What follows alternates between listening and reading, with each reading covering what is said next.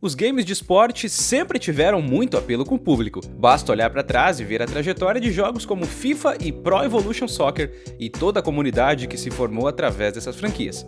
Também podemos destacar outros títulos como NBA e Madden NFL, que já eram muito populares nos videogames na década de 90.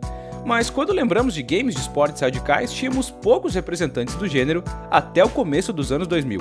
E Tony Hawk's Pro Skater foi um dos primeiros títulos a se destacar nesse cenário. E nesse vídeo, eu te convido para vir com a gente e relembrar um pouco da trajetória da franquia, seus altos e baixos e tudo aquilo que a fez ser tão memorável para os gamers que curtem esportes radicais. Vem com a gente!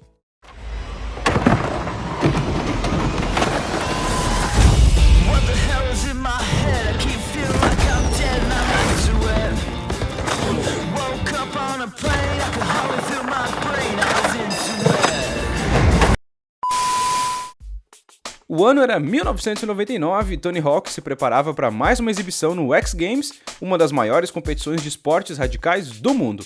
O Tony já era bastante conhecido no meio, mas naquele dia, após 11 tentativas fracassadas, o skatista realizou o primeiro giro de 900 graus completos e ganhou o prêmio na competição de melhor manobra.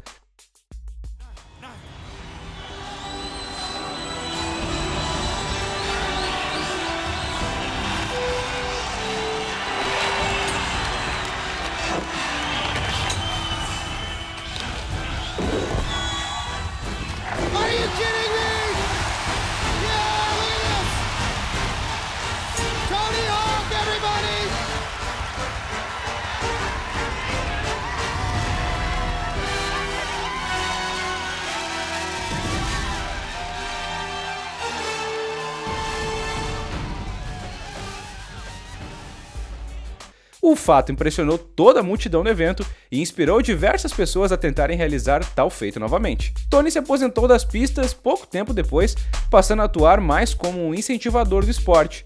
Foi então que a empresa Neversoft, que já estava desenvolvendo um game de skate, resolveu entrar em contato com o Tony com o intuito de utilizar o seu nome e alavancar a popularidade de uma nova franquia. De acordo com Joel Jewett, cofundador da Neversoft, a série surgiu por demanda da Activision quando a empresa percebeu que o skate estava ganhando cada vez mais popularidade nos anos 90. No primeiro game da franquia, foi inspirado em um arcade da Sega, o Top Skater de 1997. Isso fica visível no terceiro mapa do jogo, intitulado Mall New York, que se destaca por ser uma grande descida de ponto A ao ponto B, parecida com o level design dos mapas do Top Skater. Tony Hawk's Pro Skater foi lançado em setembro de 1999 em várias plataformas, mas foi nas duas maiores da época, o PlayStation e o Nintendo 64, onde ele encontrou sucesso. O game impressionou com belos gráficos para a época e mecânicas muito diferentes de tudo que estava disponível até então. Deslizar com skate entre um half-pipe e outro era viciante e deixava qualquer um grudado na tela, tentando sempre superar o próprio recorde anterior de pontos. Isso sem contar a trilha sonora icônica, que contava com clássicos como Superman da banda Goldfinger. Outro ponto positivo era a quantidade de skatistas presentes no game, incluindo nomes que estavam em alta na época como Rodney Mullen e o brasileiro Bob Burnquist. Tony Hawk representou da melhor forma possível a sensação de andar de skate com controles funcionais, uma boa variedade de pistas para serem escolhidas, mapas expansivos e um fator replay absurdamente alto, além da opção de jogar multiplayer local com tela dividida, que adicionava ainda mais horas de diversão com os amigos. O game fez tanto sucesso que logo uma sequência foi anunciada, Tony Hawk's Pro Skater 2. Se o primeiro game foi excelente, o segundo superou em todas as expectativas. Tony Hawk's Pro Skater 2 pegou o que havia de melhor em seu antecessor e melhorou muito, além de incorporar novidades que o lançamento anterior não tinha, como um modo competitivo e outro onde você criava o seu próprio skatista. Sobre esse segundo game, ele era uma primazia com um pé no realismo, já que se ambientava em um cenário de competição promocional similar ao que se vê nos X Games. Uma pista fechada onde o foco é a execução sequenciada de manobras em busca de pontos. Você tinha até a execução de 5 baterias, onde cada uma era avaliada por um juiz diferente, com as duas notas menores descartadas, não muito diferente das competições profissionais até hoje. Tony Hawk's Pro Skater 2 apresentava controles ainda mais fluidos e responsivos, uma trilha sonora invejável que até hoje está na playlist de muitos fãs saudosistas e um elenco ainda maior de skatistas para se escolher. sem contar nos extras que poderíamos liberar no game, como a opção de jogar com Homem-Aranha. O game também trouxe novas mecânicas à série, incluindo o manual, que permite ao jogador levantar a ponta da prancha e se equilibrar apenas nas rodinhas de trás, mantendo a pontuação de um combo entre uma manobra e outra. O jogo ainda apresentava fases memoráveis como o hangar, a escola e o Venice Beach, que eram embaladas por clássicos como Blood Brothers do Papa Roach e No Cigar da banda Melancholy. Sendo sucesso de crítica e público, Tony Hawk Pro Skater 2 garantiu novas sequências para a franquia. Dentre elas, podemos destacar o terceiro e o quarto título da série, que continuaram mantendo o alto nível, ao mesmo tempo que evoluíram a gameplay e acrescentaram novas mecânicas, como o conceito do Reverse, uma função a ser executada durante uma manobra para que você encadeasse um movimento mais manual e, em seguida, emendasse outra manobra. Ainda que os títulos 3 e 4 da série não tenham alterado tanto o estilo da franquia, eles traziam uma gameplay mais balanceada e mesclava todos os elementos vistos até então e uma jogabilidade mais fluida e responsiva, onde os jogadores sentiam que tinham mais controle das manobras.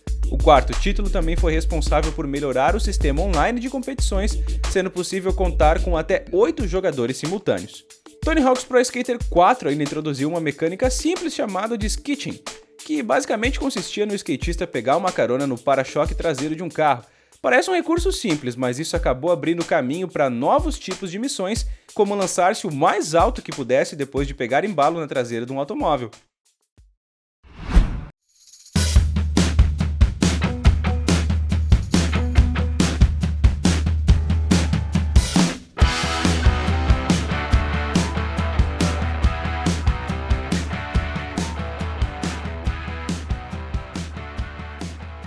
Ao longo dos anos, a franquia passou por uma série de mudanças, como os games da série Underground, que traziam um elemento narrativo em sua progressão. Aqui, o principal charme é que o seu modo para um jogador, que colocava você na pele de um skatista de bairro que buscava o estrelato no cenário competitivo internacional. A história em si era divertida, mas um pouquinho clichê. O real sucesso ficou para as mecânicas introduzidas por causa dela, onde pela primeira vez você conseguia descer do skate alguns instantes para percorrer cenários amplos, desde regiões suburbanas até parques internacionais. Havia toda uma introdução narrativa, alguns objetivos e até uma rivalidade clássica para apimentar as coisas. No meio de tudo isso, a mecânica já consagrada da franquia, uma trilha sonora impecável e vários skatistas famosos interagindo com o seu personagem. Vale ressaltar ainda que, apesar de continuar tão boa quanto nos antecessores, a jogabilidade do Underground não trouxe tantas novidades. Apesar de estar longe de ser um jogo ruim, Underground não teve o mesmo brilho de jogos anteriores. Depois da série Underground, a franquia perdeu um pouco do seu brilho. Passando por altos e baixos, tivemos games que acertaram nas inovações, como Tony Hawk's American Wasteland, que foi o primeiro título a contar com uma espécie de mundo aberto dentro da franquia. O game era ambientado em Los Angeles, com diferentes áreas conectadas que podiam ser exploradas pelo jogador. Em termos de gameplay, American Wasteland se mostrou uma adição sólida à série, com uns bons controles e manobras de skate raiz. Porém, houveram grandes fracassos, como o caso de Tony Hawk's Downhill Jam, que literalmente jogou a série ladeira abaixo. Desenvolvido pela Toys for Bob, o jogo misturava skate com corrida, colocando o jogador em uma disputa contra outros skatistas enquanto se aventuravam pelas descidas do game. Só que pouquíssimos jogadores gostaram da ideia, já que o novo jogo não tinha qualquer tipo de exploração e skate livre, algo que sempre foi a marca registrada da série. Downhill Jam é tido até hoje como um dos piores jogos de toda a franquia, com gráficos muito aquém do esperado e jogabilidade bagunçada que não fazia o uso mais eficaz dos sensores de movimento do Nintendo Wii. A Neversoft, antes de deixar a franquia, ainda produziu mais 2 games, Tony Hawk's Project 8 e Tony Hawk's Proving Ground, que foram bem recebidos pelo público. Project 8 apresentou algumas ideias interessantes, como o modo Nail the Trick, que permitia que o jogador controlasse os pés do skatista com os botões analógicos, fazendo manobras a partir de uma nova perspectiva. Já Proving Ground foi recebido de forma mista por fãs, com elogios ao modo clássico, mas com críticas ao seu modo de criação de pistas confuso. Aqui, o modo história não é o principal atrativo do jogo, mas a trilha sonora com generosas 54 músicas licenciadas de nome como Beast Boys, The Clash, Sex Pistols, Smashing Pumpkins, Nirvana, Rolling Stones e vários outros é que dava o deleite de uma partida envolvente e imersiva. Após o lançamento de Proving Ground em 2007, a franquia passou por um período nebuloso. Tivemos o lançamento de Tony Hawk's Motion em 2008 e, apesar de tentar apresentar uma nova mecânica de sensor de movimento, o game falhava em diversos aspectos, decepcionando os fãs. Também não ajudou a oferta pequena de conteúdo que o jogo tinha quando comparado aos seus antecessores.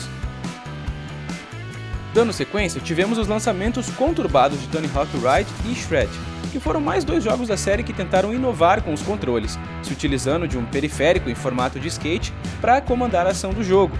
O grande problema é que a prancha de skate não era particularmente divertida de se usar e removia boa parte da graça e agilidade pelas quais a série ficou famosa. Sem dó nem piedade, Ride e Shred são frequentemente considerados 2 dos pontos mais baixos da franquia. A série ainda tentou reviver no decorrer dos anos, mas apenas contou com títulos que estavam bem abaixo do nível dos primeiros games da franquia. Tivemos Tony Hawk's Pro Skater 5 em 2015, que deixou os fãs esperançosos com a possibilidade da série estar finalmente de volta à sua forma original. Mas tudo não passou de um grande engano, com gráficos esquisitos, jogabilidade péssima e nada responsiva, cenários sem graça e inúmeros bugs. Pro Skater 5 decepcionou todos que esperavam pelo retorno de Pro Skater. Não à toa, o game consta até hoje como um dos mais mal avaliados da história do PlayStation 4 e Xbox One.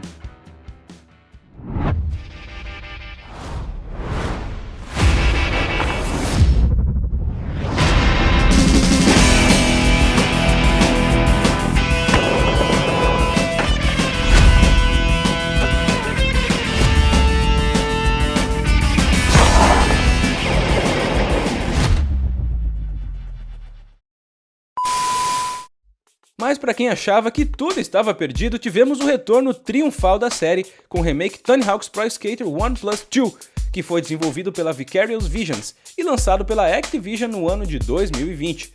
O título traz todas as pistas skatistas das versões originais dos 2 primeiros games, além de boa parte da icônica trilha sonora. O game apresentou uma gameplay ainda mais precisa e prazerosa. Outro destaque é o seu visual, que foi completamente remodelado para aproveitar o poder dos consoles e PCs atuais. Jogar um Tony Hawk's clássico com os visuais de um jogo atual, da mesma maneira que a coletânea de remakes do Crash Bandicoot, faz com que qualquer fã vislumbre um futuro promissor para a marca.